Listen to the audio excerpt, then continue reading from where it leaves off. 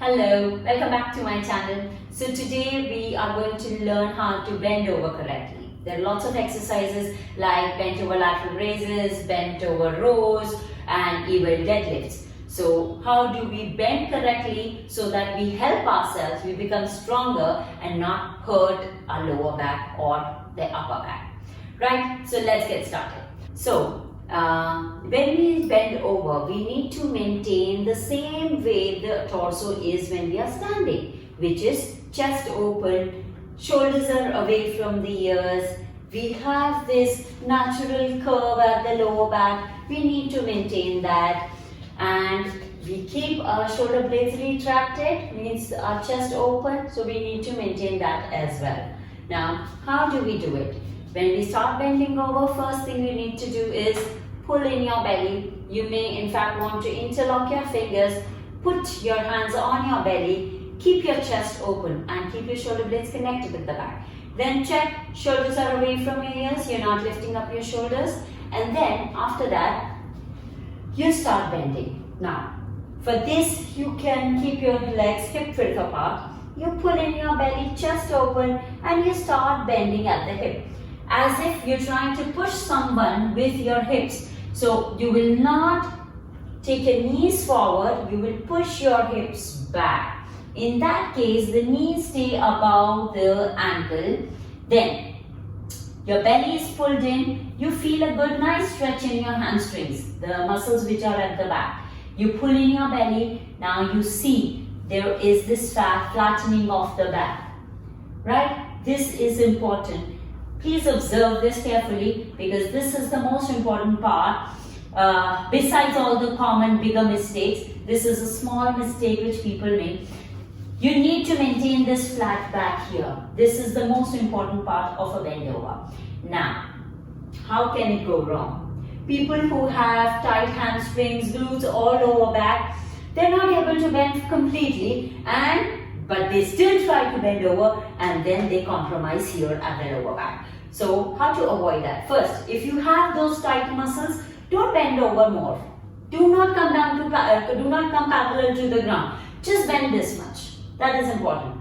We will come to that. Now first, see the difference between a flat back and the rounded back here. Now, I showed you the flat back. Now, when people round this, abs are not pulled in, and then you go.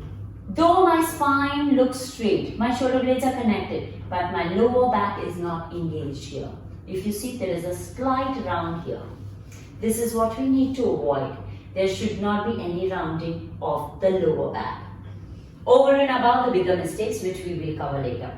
Now, people who have tight lower back muscles or hamstrings are not able to bend completely, then in that case, those people should maintain this tight belly, chest open, shoulder blades connected, and they can start like this and bend till the point they can see that they are able to maintain the lower back. So much so you can in fact practice, those people should practice in front of the mirror and keep looking to the side like this to check when they are rounding. So till the point they are not rounding here, they can continue bending. As you progress, as you start exercising and start doing the bent over exercises more, you will see that your lower back and your hamstrings are becoming more flexible and you're able to go down deeper. Until then, please be patient and just bend over till the point where your body allows. So if your body allows only this much, please feel free to do this much. So you want to see the flat back again? Now, chest open, interlock your fingers, put them on the belly, connect your shoulder blades behind, check that your shoulders are away from your ears and even your chin is in line with the spine. Means your cervical spine is also straight. You're not going up or you're not jamming your chin. So everything is important in this. Now, so you keep your chin here and you keep the gaze somewhere in the space so that you do not end up overstretching your neck. So interlock your fingers, chest open, belly pulled in deep, and you bend over, pushing your hips back as if someone is standing behind and you're pushing that person with your hips. Now, if you see this, if I put my hands down, now Do you see that flat back here? Yeah. Now suppose in this movement I want to do rows. So I will do rows like this.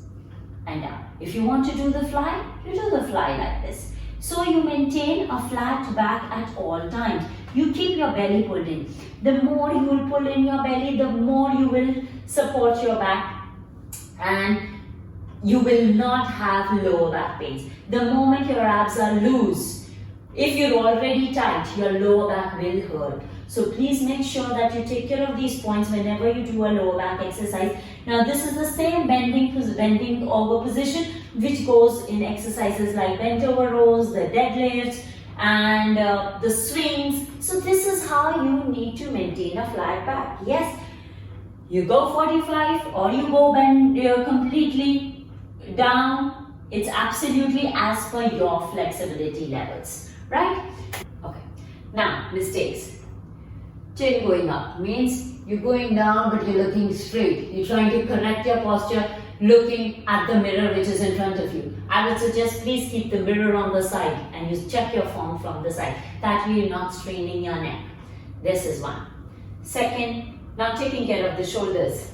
Shoulders go up. This especially happens when we do a single arm row wherein a person puts the hand on the bench or takes some support. Okay, let's say I'm doing a row and then I will show you from this hand. I put this on a bench. People don't realize, people focus on the rowing, but this shoulder goes up. Avoid that. If you do not want any neck pain, please keep your shoulders away from your ears. Keep your shoulder blades retracted at the back. Put your hand here and then you do a strong row. So if I put this hand, I do a strong row like this. But if my shoulders are getting compromised, I will not I'm not engaging the whole body also, and I'm just focusing on the exercise, not reaching complete benefits. Now, the next mistake, not taking care of the shoulder blades at all. In this case, people just round like this, shoulder blades are loose, there is a roundness here itself. This has to be avoided, and how do you avoid that? By retracting your shoulder blades behind. That will keep the chest open at all times. We need to breathe, and if you want to breathe efficiently, keep your chest open at all times. Now, the third, not taking care of the mid-back. Bending over like this. Bending over like this. No, nothing is engaged here. Neither my abs nor shoulders. The whole thing is rounded. Avoid that. Now, the thing which I showed you earlier, lower back, where the lower back gets compromised. This usually happens because of the tightness, or people actually do not know that you need to keep this also flat, right? So these were the important points. Now, how do you remember what to do? I'll again repeat. Shoulders away from your ears, chest open, you pull in your belly. Third thing. Fourth thing, you have this feeling that you're pushing your hips backwards, and keep your knees soft. Also, yes, do not keep your knees straight. See, there is a difference between a strengthening exercise and a stretching exercise. You are bending over for, let's say, a deadlift or a row. So in this, you need to keep your knees soft, right? So how do you do that again? Pull in your belly, you push your hips back. Your knees stay above the ankle. They do not go forward. Stay above the ankle so that you maximize pushing off the hip. So this is how we do the bent over. I hope you liked this video. If you did, do not forget to press the like button, and if you may also subscribe to the channel with the post notifications on so that you know every time I post a video. I shall come back to you with another video. Until then, take good care. Bye bye.